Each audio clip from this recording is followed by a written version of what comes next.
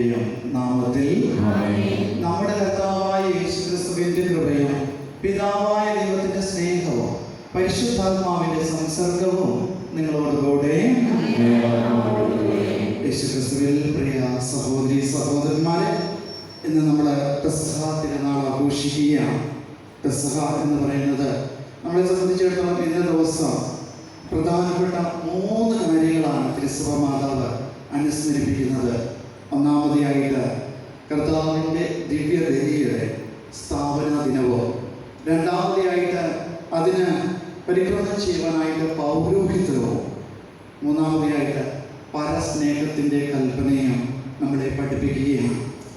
ആയതിനാൽ പ്രിയപ്പെട്ടവരെ, ഇന്നും നമ്മളിവിടെ ദൈവം ആയിരിക്കുന്നത് ഈ 3 കാര്യങ്ങളിലൂടെ തന്നെയാണ്. ഈ വലിയൊരു ദിനം നമ്മൾ കൊണ്ടാടുമ്പോൾ നമുക്ക് നമ്മുടെ കർത്താവിനോട് നന്ദി പറയാം.